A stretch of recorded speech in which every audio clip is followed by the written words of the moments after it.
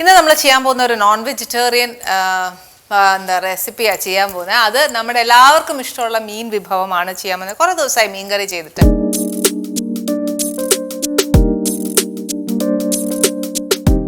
Pre degree സമയത്താണ് എനിക്ക് university യുവജനോത്സവത്തിന് Kerala നാടോടി നൃത്തത്തിന് 1ാം സ്ഥാനം കിട്ടി. അപ്പോൾ അത് പത്രത്തിൽ പടമൊക്കെ വന്നു.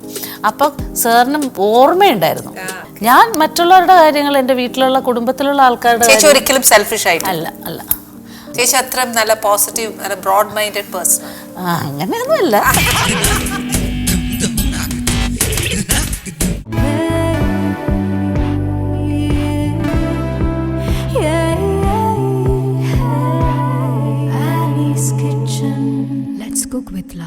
അപ്പൊ ചേച്ചി ശരിക്കും ചേച്ചിക്ക് ഉള്ളിന്റെ ഉള്ളിൽ അഭിനയിക്കാൻ ഇഷ്ടമല്ല, അതിനോട് താല്പര്യമില്ലായിരുന്നു, പാപ്പയ്ക്കായിരുന്നു ഇഷ്ടം എന്ന് പറഞ്ഞു.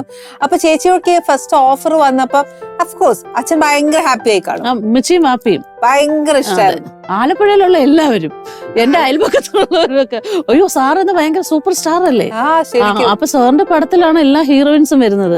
അവിടെ ഒരു നായികയായിട്ട് വരിക എന്ന് പറയുമ്പോ നമ്മുടെ നാട്ടുകാർക്കും കോളേജിലുള്ളവർക്കും ബാക്കി എല്ലാരും ത്രിൽഡ് ആണ്. അപ്പൊ ചേച്ചിയുടെ ഒരു അവരുടെ സന്തോഷം കാണാൻ അവരുടെ കൂടെ എനിക്കും സന്തോഷം തന്നെ. ഒരു ഫിലിം സ്റ്റാർ ആവുന്നതിന്റെ ഒരു ചേച്ചി ടെൻഷൻ ആയിരുന്നു എനിക്ക്, ഭയങ്കര ടെൻഷൻ. നമ്മുടെ അങ്ങനെയൊക്കെ ചേച്ചി എനിക്ക് അതൊന്നും വലിയ താല്പര്യമുള്ള കൂട്ടത്തിലല്ലായിരുന്നു. എനിക്ക് സത്യം പറഞ്ഞാൽ എനിക്ക് അതുകൊണ്ടാണ് എനിക്കിപ്പോ സാധാരണക്കാരായിട്ട് നടക്കാൻ പറ്റുന്നത്. അപ്പൊ ആദ്യത്തെ ഷോട്ടില് സാർ എടുക്കുമ്പോ ചേച്ചി ടേക്ക് ഒത്തിരി പോയിട്ടുണ്ടോ, അതോ ഒരു ടേക്കില്? First ടേക്കില് okay. ചേച്ചിക്ക് പിന്നെ ബേസിക്കലി ഡാൻസ് അറിയാം. അപ്പൊ പിന്നെ ആ സിറ്റുവേഷൻസ് ഒന്ന് അഭിനയിച്ചതാണ്. അതെ ചേച്ചി ഫസ്റ്റ് അല്ല, അതല്ല എടുത്തത്. ആദ്യം എടുത്തത് അതല്ല. ഒരു ഓണത്തിന്റെ ചതയത്തിന്റെ അന്നാണ് എന്റെ ഫസ്റ്റ് ഷോട്ട് എടുത്തത് സാർ. അതൊരു തെങ്ങിന്റെ അടുത്തുനിന്ന് ഒരു പിന്നെ ഡയലോഗ് ഒന്നുമില്ല, ഇങ്ങനെ മാറി നോക്കുന്ന ഒരു ഷോട്ടായിരുന്നു. ഫസ്റ്റ് ടേക്കിൽ തന്നെ ഓക്കെ. ഫസ്റ്റ് മൂവി ഇറങ്ങിയപ്പോ വീട്ടിലുള്ളവരുടെയൊക്കെ ഒരു ഇതെന്തായിരുന്നു? എല്ലാവർക്കും ഭയങ്കര സന്തോഷമായിരുന്നു. ഞാൻ പ്രിവ്യൂ കണ്ടിരുന്നു, തിരുവനന്തപുരത്ത് വെച്ച് കണ്ടായിരുന്നു. ഞാൻ തന്നെയല്ലേ ഡബ് ചെയ്തത്. ഞാൻ തന്നെ ഡബ്, ആ പടത്തിലൊക്കെ ഞാൻ തന്നെ. പക്ഷെ അത് മേനോൻ സാറിന്റെ ഒരു നല്ലൊരു ക്വാളിറ്റി. നമ്മുടെ ഇപ്പൊ എന്നെ ഇൻട്രൊഡ്യൂസ് ചെയ്താലും സാർ എന്റെ വോയിസ് തന്നെ കൊടുക്കാൻ പറഞ്ഞു. വേറൊരാളുടെ വോയിസേക്ക് എടുത്തില്ല. പക്ഷെ 2-3 പടത്തിൽ ഭാഗ്യിച്ച് ചെയ്തിട്ടുണ്ടില്ലെന്നല്ല, പക്ഷെ എന്നാലും കൂടുതലും എന്റെ വോയിസിലേക്ക് സാർ തന്ന ഒരു പ്ലസ് പോയിന്റ് ആണ്. നമുക്കത് പഠിച്ച് എന്താണ് ഡബിങ്, നമ്മള് സിനിമ റിലീസ് ആകുമ്പോ പോയിരുന്ന് കാണുന്ന പോലെയല്ല, നമുക്ക് എല്ലാ മേഖലയുമായിട്ടും ബന്ധം ഉണ്ടാവും. അപ്പൊ എനിക്ക് തോന്നുന്നു ചേച്ചി ആസ് ആൻ ആർട്ടിസ്റ്റ് ചേച്ചി ഭയങ്കര സ്മാർട്ട് ആയിരുന്നു. അത് പോയിട്ട് ചേച്ചി പറഞ്ഞു കോളേജിൽ പഠിക്കുമ്പോ ചേച്ചി ഒരു പൊളിറ്റിക് എല്ലാത്തിലും ചേച്ചി ജോയിൻ ചെയ്തിട്ടുണ്ട്. ഈവൻ പേഴ്സണലി ഇല്ലെങ്കിൽ പോലും മറ്റൊരാളെ സപ്പോർട്ട് ചെയ്യാനെങ്കിലും ചേച്ചി കയറിയിട്ടുണ്ട്. അത് കഴിഞ്ഞ് ഡാൻസ് ചേച്ചി ഭയങ്കര എന്താ പറയാ, ഭയങ്കര സ്മാർട്ടായിരുന്നു. ഇച്ചിരി പാട്ടും പാടും. അയ്യോ, എന്താ പിന്നെ ഒരു പാട്ട് പാടിയിട്ടേ ഇന്ന് തരുന്നുള്ളൂ ഞാൻ ഭക്ഷണം. എന്റെ പൊന്നു ചേച്ചി എവിടെ ചെന്നാലും പാട്ട് പാടാതെ എന്തായാലും വിടൂല. എന്തായാലും വിടുകയല്ല. ഞാന് പിന്നെ 91 ലാലേട്ടന്റെ ഷോ ഉണ്ടായിരുന്നല്ലോ, ഗൾഫ് ഷോ. അതിനാണ് കേട്ടോ സത്യമായിട്ടും പ്രൊഫഷണലായിട്ട് ഒരു ഓർക്കസ്ട്രയുടെ കൂടെ പാടുന്നത്. MG പിന്നെ ശ്രീകുമാറിന്റെ ഓർക്കസ്ട്ര. അന്ന് ആ പ്രോഗ്രാമിൽ എല്ലാവരും പെർഫോം ചെയ്യണമായിരുന്നു. കുറേ നാളത്തേക്ക് എനിക്ക് ട്രൂപ്പൊക്കെ ഉണ്ടായിരുന്നു, ഉഷസ് ഓർക്കസ്ട്ര എന്ന് പറഞ്ഞിട്ട്. ഗാനമേള തിരുവനന്തപുരത്തൊക്കെ ഒരേ അമ്പലത്തിൽ പിന്നെ വളരെ ഫേമസ് ആയ നെയ്യാറ്റിൻകരയിൽ 2 കരക്കാർ നടത്തുന്നത്. ഒരു കരക്കാർ നടത്തിയ പരിപാടി ഭയങ്കര വിജയപ്പോ അടുത്ത കരക്കാർ പിറ്റേ വർഷം ഞങ്ങളെ തന്നെ വിളിച്ചു. പ്രോഗ്രാമൊക്കെ കേരളത്തിലുടനീളം ഞങ്ങള് ആക്ച്വലി ലൈവായിട്ട് പാടും, ഗാനമേളക്ക് പാടിക്കൊണ്ടിരുന്നു. ചേച്ചി ഇത്രയും ആക്റ്റീവ് ആയിരുന്നു. ചേച്ചി ഫിലിമിലേക്ക് വന്നു, ചേച്ചി പൊളിറ്റിക്കാണ്, പാട്ട് പാടും, ഡാൻസ് ചെയ്യും. ചേച്ചിയുടെ ഉള്ളിലുള്ള ഒരു ആഗ്രഹം എന്തായിരുന്നു? എനിക്ക് ഡാൻസിനോടായിരുന്നു കൂടുതൽ ഇഷ്ടം. ആഗ്രഹം ബാപ്പയ്ക്ക് അഭിനയിപ്പിക്കണമെന്നുണ്ടായിരുന്നു. പിന്നെ ആലപ്പുഴയില് കൂടെ എപ്പോഴും കൂടെ ഉണ്ടാവുമായിരുന്നല്ലോ. ബാപ്പി മരിക്കുന്നത് 2009 2009 അതിനുശേഷം എന്റെ അഭിനയമൊക്കെ കുറഞ്ഞു. അതുവരെ ബാപ്പിയുടെ എല്ലാത്തിനും സപ്പോർട്ട് ബാപ്പിയായിരുന്നു. എനിക്ക് എന്റെ ഒരു ധൈര്യം ബാപ്പിയായിരുന്നു. എന്റെ നിഴല് പോലെ ഉണ്ടാവും ബാപ്പി, കൂടെ ഉണ്ടാവും. ബാപ്പിയുടെ മരിപ്പ് അത് ബാംഗ്ലൂർ വെച്ചാ മരിച്ചത്. അതൊരു ഷൂട്ടിന് പോയപ്പോഴാണ്. പിന്നെ ബാപ്പിയുടെ പിന്നെ മയ്യത്തുമായിട്ടാണ് ഞാൻ ഒറ്റയ്ക്ക് ബാംഗ്ലൂരിൽ നിന്ന് വരുന്നത്. അതൊക്കെ ഭയങ്കര കഥ. ബാപ്പിക്ക് അവിടെ വെച്ച് അറ്റാക്ക് ഉണ്ടായിരുന്നു. ബാംഗ്ലൂരിൽ നിന്ന് വരുന്ന വഴിക്ക് നമ്മുടെ രാജൻ പി ദേവ് മരിച്ച ദിവസമായിരുന്നു. അപ്പോൾ ഞങ്ങളിങ്ങനെ കേരളത്തിന്റെ ബോർഡർ എത്തിയപ്പോഴത്തേക്ക്, ചാലക്കുടി എത്തിയപ്പോഴത്തേക്ക് ഭയങ്കരമായ മഴയത്ത്. അപ്പം ഞാൻ പുറകിൽ ഒരു കാറിലാണ്, ആംബുലൻസും കാറുമായിട്ടാണ് വന്നുകൊണ്ടിരിക്കുന്നത്. അപ്പോൾ ഈ സ്ഥലത്ത് എത്തിക്കഴിഞ്ഞാൽ ചാലക്കുടി കഴിഞ്ഞ് വൈറ്റിലെത്തുന്നതിന് മുൻപ് ഈ കാറ് പിന്നെ പാലാരിവട്ടം ജംഗ്ഷൻ എത്തിയപ്പോൾ കാറങ്ങ് നിന്നുപോയി.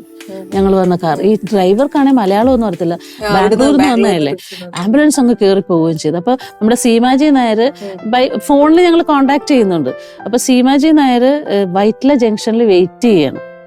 വൈറ്റില പിന്നെ എൻ്റെ കൂടെ കയറി വരാൻ വേണ്ടിയിട്ട് അവിടെ നിൽക്കുന്നു. പക്ഷെ വൈറ്റില എന്ന് പറഞ്ഞാൽ ഭയങ്കര മഴയുമല്ലേ. അപ്പോൾ ഈ പാലാരിവട്ടത്തെത്തി പിന്നെ വണ്ടി നിന്ന് പോയി കഴിഞ്ഞപ്പോഴത്തേക്ക് ഈ ആംബുലൻസും കയറിപ്പോയി. സീമ അവിടെ വെയിറ്റ് ചെയ്യുന്നു.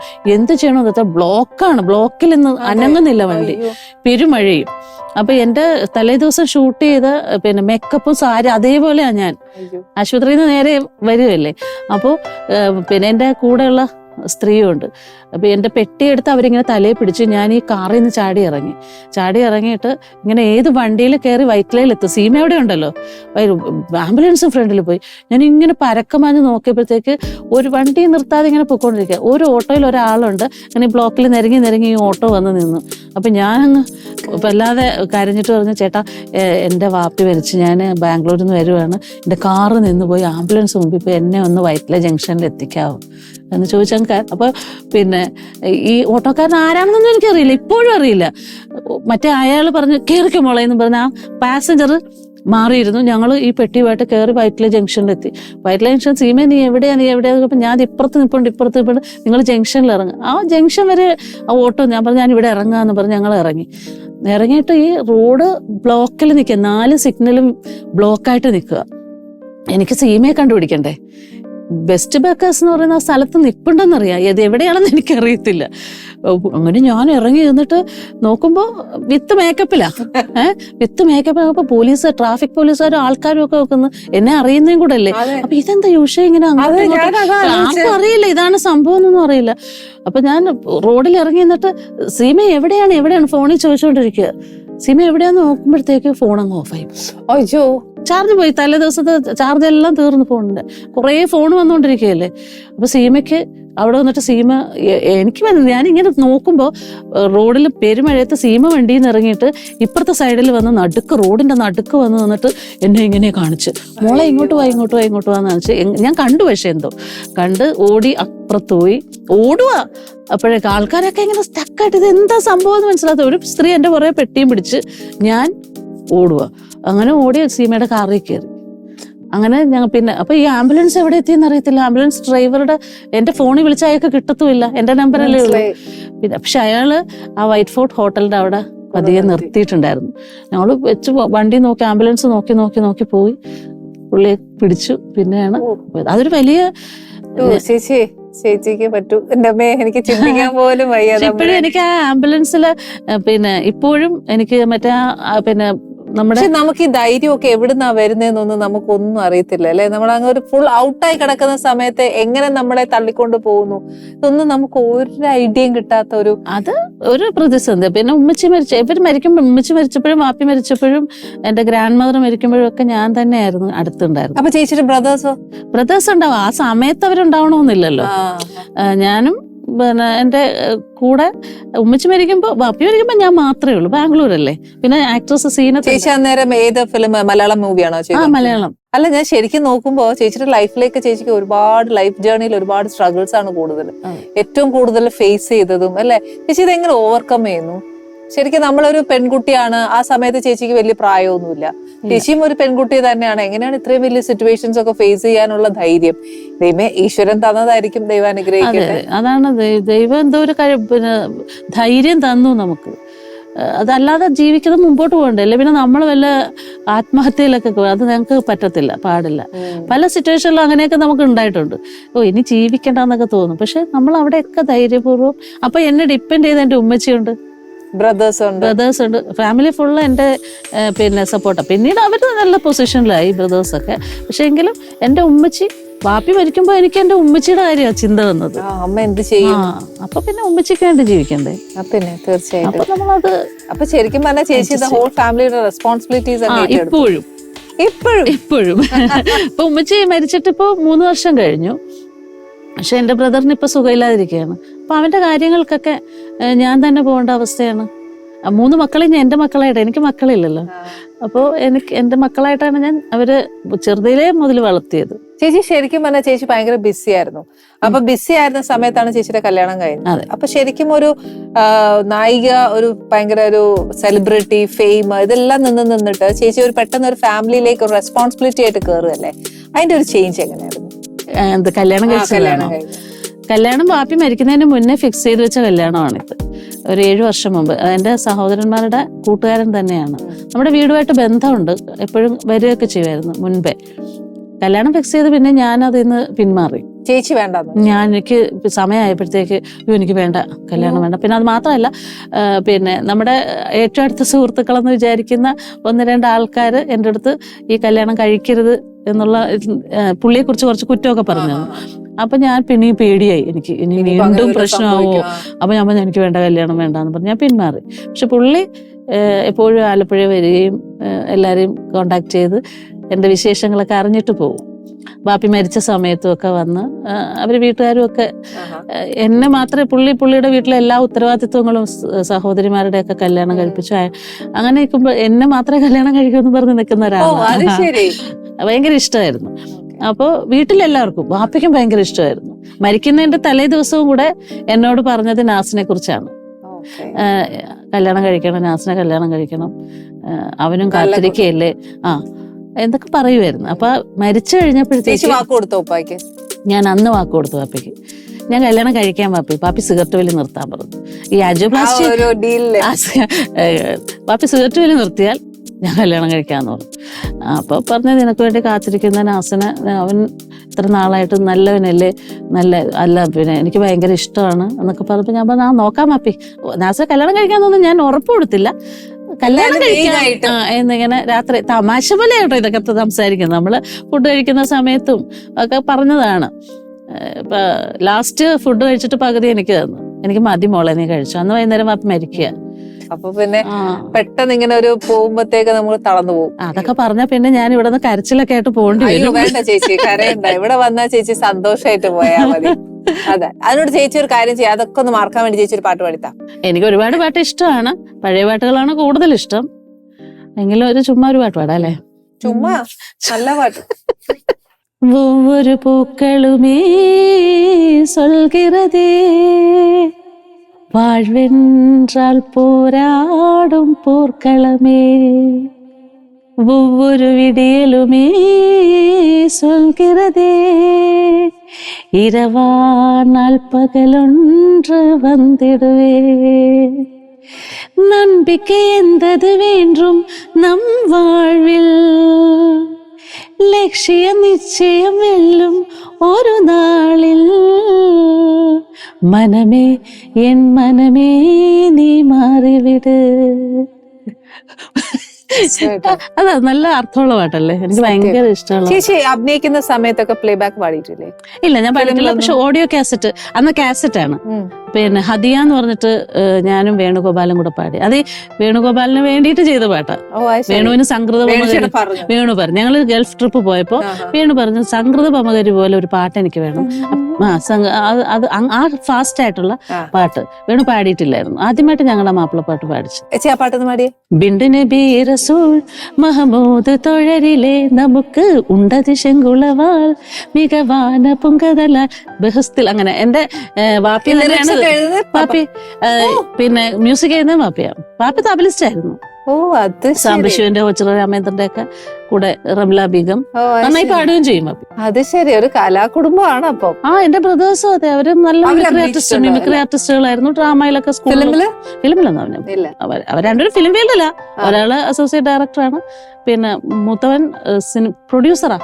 അത് ശരി. അപ്പൊ ഒരു അഭിനയത്തിലേക്ക് വന്നില്ല, മറ്റേ ബിഹൈൻഡ് സീൻസ് ഷാജിക്കൊക്കെ നിറച്ചറിയാം. ചേച്ചി ഈ പേര് എങ്ങനെ വന്നു? പിന്നെ മാറ്റിയതാണോ? അങ്കിൾ എന്റെ പേര് മാറ്റിയില്ല, എന്റെ പേര് മാറ്റാൻ പറഞ്ഞു. ആണോ? മാറ്റില്ല. എന്താ വെച്ചാല് സാറിന് അതുവരെ എല്ലാ നായികമാരുടെയും പേര് മാറ്റിയിട്ടുണ്ട്. അതെ, എന്നെ മാറ്റിയില്ലല്ലോ, എന്നോട് പറഞ്ഞില്ല. പക്ഷെ ഞങ്ങളോട് പറഞ്ഞു പേര് മാറ്റണമെന്ന്. പേര് മാറ്റണം സാറ്. ഒരു ബാപ്പിയോട് പറഞ്ഞു ഒരു പേരിടാൻ പറഞ്ഞു. ബാപ്പി പറഞ്ഞു എനിക്ക് ഏറ്റവും ഇഷ്ടപ്പെട്ട പേരാണ് എന്റെ മോക്ക് ഇട്ടിരിക്കുന്നത്, ഇനി അതുകൊണ്ട് നിർബന്ധമാണെങ്കിൽ സാറ് തന്നെ ഇട്ടോളാൻ പറഞ്ഞു. ഒഫീഷ്യൽ പേരേതാ? ഹസീന ഹനീഫ്. ഹസീന. ഓക്കെ, അത് നല്ല പേരല്ലേ? ശരിക്കും ഇപ്പൊ ഉഷ ഹസീന എന്നാണ് അപ്പൊ ഉഷ രണ്ടുപേർക്കും പരാതിയില്ലല്ലോ. മേനോനങ്ങളാണോ പേരിട്ടെ? ആ സാറിട്ട് വരാം ഉഷ. ഭയങ്കര ഓർത്തഡോക്സ് ഫാമിലി ആയിരിക്കും ചേച്ചി അല്ലെ? അവിടുന്ന് ഒരു പെൺകുട്ടി ഫിലിമിലേക്ക് വരുമ്പോഴത്തേക്ക് ഭയങ്കര എതിർപ്പൊക്കെ ഉണ്ടായോ? ആ ഉണ്ടായിരുന്നു. ഡാൻസ് പഠിപ്പിക്കുന്നതിന് ഭയങ്കര എതിരായിരുന്നു. അയ്യോ വേണ്ട വേണ്ട വേണ്ട. വാപ്പിയുടെ ആൾക്കാര് പ്രത്യേകിച്ച്, ഉമ്മച്ചിയുടെ ആൾക്കാരോ വാപ്പിയുടെ ആൾക്കാരായിരുന്നു ഭയങ്കരമായിട്ട്. ഡാൻസ് ആടാനും പാടാനും ഒന്നും വിടണ്ട, പറഞ്ഞാൽ കേൾക്കത്തില്ല എന്നൊക്കെ പറഞ്ഞ് ഭയങ്കര ബഹളമായിരുന്നു. ഭയങ്കര എതിരായിരുന്നു. അങ്ങോട്ടാ സിനിമയിൽ അഭിനയിപ്പിച്ചത്. അപ്പൊ പിന്നെ വേണമെങ്കിൽ ആർക്കും ഇഷ്ടമല്ലായിരുന്നു. അന്നേച്ചിപ്പോ ചേച്ചി ഭയങ്കര നന്നായി വന്നപ്പോഴത്തേന് എല്ലാവർക്കും ഇഷ്ടം. അപ്പൊ എല്ലാവർക്കും ഇഷ്ടപ്പെട്ടു. അതങ്ങനെയാണല്ലോ. അല്ല, ഈ പറഞ്ഞ പോലെ ചേച്ചി മമ്മൂക്കായിട്ട് എന്താ പ്രശ്നം? ഞാനൊരു ഇന്റർവ്യൂ കൊടുത്തിട്ടുണ്ടായിരുന്നല്ലോ. എന്റെ ഈ വീഡിയോ വൈറലായി എന്ന് പറയുന്നില്ലേ, ആ വൈറൽ വീഡിയോ താഴെ വന്ന കമന്റ്സിൽ കുറെ കമന്റ്സ് മമ്മൂട്ടി എന്ന നടന്റെ ഈഗോ കാരണം അവസരം നഷ്ടപ്പെട്ട നടിയാണ് എന്ന് പറഞ്ഞ് കമന്റ്സ് വന്നിട്ടുണ്ട് കുറെ. പുള്ളിന്റെ അവസരങ്ങൾ ഇങ്ങനെ നഷ്ടപ്പെടുത്തി അതവരുടെ ഡിസ്കഷൻ വരുമ്പോഴത്തേക്ക് പറഞ്ഞിട്ടുണ്ട് എന്ന് എൻ്റെ അടുത്ത് പറഞ്ഞിട്ടുണ്ട്. നമുക്ക് നമ്മുടെ ഈ ഫീൽഡിലുള്ള ഡയറക്ടേഴ്സും റൈറ്റേഴ്സും ഒക്കെ ആയിട്ടുള്ള ആൾക്കാർ തന്നെ പറഞ്ഞിരിക്കുന്നത്. അവരുടെ ഒന്നും പേരൊക്കെ നമ്മൾ എന്തിനാ വെറുതെ, അതൊക്കെ ഇത്രയും വർഷം മുമ്പ് നടന്ന കാര്യമാണ്. അത് ഞാൻ ഇന്നസെന്റ് ഏട്ടനോട് എനിക്ക് ഭയങ്കര കുറെ ആയപ്പോ ഞാനത് ഇന്നസെന്റ് ഏട്ടനോട് പറഞ്ഞു. അത് സത്യമാണ്, ഞാൻ പറഞ്ഞത് കള്ളമൊന്നുമല്ല. ഇന്നസെന്റ് ഏട്ടനോട് പറഞ്ഞത് തന്നെ. അപ്പൊ ഇന്നസെന്റ് ഏട്ടൻ പറഞ്ഞു ബാ നമുക്ക് ചോദിക്കാന്ന് പറഞ്ഞു. അപ്പൊ തന്നെ എന്നെ പിടിച്ചു, നമുക്ക് പോയി ചോദിക്കാം ബാ എന്ന് പറഞ്ഞിട്ട് പുള്ളി വിളിച്ചു. അമ്മയുടെ മീറ്റിംഗ് നടക്കുമ്പോ ഞാൻ പറഞ്ഞു വേണ്ട വേണ്ട. പക്ഷെ മമ്മൂക്ക ഞാൻ പറഞ്ഞില്ല, പുള്ളിക്ക് ആരെങ്കിലും ഇൻജെക്ട് ചെയ്ത് കൊടുത്തായിരിക്കും. അല്ലാതെ മമ്മൂക്ക അങ്ങനെയല്ല, ചേച്ചി അങ്ങനെയല്ല, ഇത്രയും പടം വർക്ക് ചെയ്ത് പിന്നെ പിന്നെ അതിനകത്ത് വേറൊരു കമന്റ്, കുറെ കമന്റ് ഇപ്പൊ വന്നിട്ടുണ്ട്. എന്നുവെച്ചാൽ മമ്മൂക്കയുടെ ഫാൻസുകാരൊക്കെയാണ്. അതുകൊണ്ടൊന്നും അല്ല, പൊന്നരഞ്ഞാണം എന്ന് പറയുന്ന സിനിമയിൽ അഭിനയിച്ചത് കൊണ്ടാണ് അവസരം നഷ്ടപ്പെട്ടതെന്ന്. പൊന്നരഞ്ഞാണം സിനിമ തെറ്റാണ്, അത് ഞാൻ പറഞ്ഞു വന്നത്. വടക്ക് നോക്കേന്ദ്രം എന്ന് പറയുന്ന പടം സെലക്ട് ചെയ്തതും പൊന്നരഞ്ഞാണം എന്ന് പറയുന്ന പടം സെലക്ട് ചെയ്തതും തെറ്റ് തന്നെയാണ്. പൊന്നരഞ്ഞാണം എന്ന് പറയുന്ന പടം സെലക്ട് ചെയ്യാൻ കാരണം അതിന്റെ സംവിധായകൻ ബാബു, അയാളുടെ അനിൽ ബാബുവിലെ ബാബുചേട്ടന്റെ ഫസ്റ്റ് പടം അനഘ, മികച്ച നവാഗത സംവിധായകനുള്ള അവാർഡ് വാങ്ങിച്ചതാണ് പുള്ളി. അനഘയിൽ പാർവതി ഡയറക്ടർ മാത്രമല്ല, കലൂർ ഡെന്നീസ് തിരക്കഥാകൃത്ത്. അന്ന് സൂപ്പർ ഹിറ്റ് ഒരു നോക്ക് കാണാൻ എത്രയോ സിനിമകൾ ചെയ്ത റൈറ്ററാണ്. അപ്പോ നന്നായി ചെയ്യും എന്ന് വിചാരിച്ചിട്ടാണ് ആ പടം കമ്മിറ്റ് ചെയ്തത്. പക്ഷെ ലൊക്കേഷനിൽ ചെന്ന് കഴിഞ്ഞപ്പോൾ ഞാൻ ആദ്യത്തെ ദിവസം തന്നെ ലൊക്കേഷനിൽ ചെല്ലുമ്പോൾ ഇത്രയും നിക്കറിട്ട 3-4 പെണ്ണുങ്ങൾ നിൽക്കുന്നു. അപ്പൊ തന്നെ ഞാൻ ചോദിച്ചു, വാപ്പി ഇതെന്താണ് വാപ്പി, ഇതിനകത്ത് ഈ പെണ്ണുങ്ങളെല്ലാം ഇങ്ങനെ തുണിയില്ല, ഞാൻ താവണിയും ബ്ലൗസും ഒക്കെ ഇട്ടുള്ള കാര്യമായിരിക്കുന്നത്. അപ്പൊ നമ്മളോട് പറഞ്ഞിട്ടുണ്ടായിരുന്നു ഈ അരഞ്ഞാണം പാരമ്പര്യമായിട്ട്, ഇന്നസെന്റ് ഏട്ടനാണ് എൻ്റെ അച്ഛൻ, അരഞ്ഞാണം പാരമ്പര്യമായിട്ട് കിട്ടുന്നതാണ് ഈ തറവാട്. ഈ കുട്ടിയെ കോളേജിൽ കൊണ്ടുവന്ന് ആക്കുമ്പോൾ, കോളേജിലോട്ട് പോകാൻ ഇറങ്ങുമ്പോൾ ഹോസ്റ്റലിലാക്കുമല്ലേ, ഈ അരഞ്ഞാണം ഒന്ന് കെട്ടുന്നത് കാണിക്കുന്നുണ്ട്. പിന്നെ ഹോസ്റ്റലിൽ ചെന്നതിന് ശേഷം ഈ അരഞ്ഞാണം ഒന്ന് കെട്ടുന്നത് കാണിക്കുന്നുണ്ട്. അവിടെ ചെന്ന് കഴിഞ്ഞപ്പോഴത്തേക്ക് ഈ അരഞ്ഞാണം 1 കെട്ടി 2 കെട്ടി. ഇത് കഴിഞ്ഞപ്പോ പല സീൻസും ഇങ്ങനെ എടുക്കാൻ പറയുമ്പം ബാപ്പി അങ്ങ് പ്രശ്നം ഉണ്ടാക്കാൻ തുടങ്ങി. അന്ന് ഭയങ്കര നാനയിലൊക്കെ വന്നതാണ്, പൊന്നരഞ്ഞാണത്തിന് പോലീസ് കാവൽ, ബാപ്പി പോലീസാണ്, പോലീസ് കാവൽ എന്നൊക്കെ പറഞ്ഞ് റൈറ്റപ്പ് വന്നത്. ഞാനൊന്നും ചെയ്തില്ല എന്ന് പറഞ്ഞു, ഇതൊന്നും ഞാൻ അഭിനയിക്കത്തില്ല. പിന്നെ നമ്മള് വേണ്ട ഒന്നും വേണ്ട, ഇങ്ങോട്ടൊന്ന് തിരിഞ്ഞോളൂ, ഇങ്ങോട്ടൊന്ന് നിർവൃതി എന്നൊക്കെ പറഞ്ഞാൽ നമുക്ക് നിർവൃതി ഡാൻസർ ആയതുകൊണ്ട് നമുക്ക് അഭിനയിക്കാൻ ഏത് എക്സ്പ്രഷൻ എടുക്കാൻ പറഞ്ഞാലും നമ്മൾ ചെയ്യും. അപ്പൊ ഇവരെടുത്ത് വെക്കണം ഇതിനാണെന്നറിയും. ഇവര് പിന്നെ ഡൂപ്പിട്ട് ചേർത്തിട്ടാണ്, ഡൂപ്പിട്ട് എടുത്ത് അന്നത്തെ കാലത്ത് അതൊക്കെ ചെയ്യാൻ പറ്റും. അവരെടുത്ത് പടം റിലീസ് ആയപ്പോഴത്തേക്ക് നമ്മൾ തന്നെ ഞെട്ടിപ്പോയി. ഇതെന്താ, ഞാൻ കണ്ടിട്ടില്ല ഈ സിനിമ ഇന്ന് വരെ, ഞാൻ ഈ സിനിമ കണ്ടിട്ടില്ല. പക്ഷെ പലരും എന്നോട് പറഞ്ഞിട്ടുണ്ട്. അപ്പൊ ചേച്ചിക്ക് അത് ശരിക്കും ഒരു ഭയങ്കര തെറ്റായി പോയി. അത് ആ പടം സെലക്ട് ചെയ്യാൻ പാടില്ലായിരുന്നു. ചേച്ചി, ഞാൻ ഇതുവരെ ചേച്ചിക്ക് ഒരു തുള്ളി ഭക്ഷണം പോലും തന്നിട്ടില്ല. കുട്ടനാട്ടുകാരി വന്നിട്ട് ഒരു ഭക്ഷണം പോലും തന്നില്ല. അത് മാത്രല്ല, ചേച്ചിയുടെ വിശേഷങ്ങൾ കേട്ടോണ്ടിങ്ങനെ ഇരുന്നിട്ട് മറന്നുപോയി. അതാണ് സത്യം. കുറെ നാളായില്ലേ ചേച്ചി കണ്ടിട്ട്. അപ്പൊ ചേച്ചിക്ക് ഭക്ഷണം തന്നിട്ട് ഞാൻ എനിക്ക് എന്താണ് ഉണ്ടാക്കി വെച്ചിരിക്കുന്നത്? ചേച്ചിയുടെ നാട്ടില് കിട്ടാത്തൊരു സാധനം അല്ല ഇത്. അല്ല, എന്നാൽ എനിക്കൊരു ഇഷ്ടം, ഒരു പ്രത്യേക ശൈലിയിൽ ഉണ്ടാക്കിയ ഒരു മീൻകറി നോക്കാം.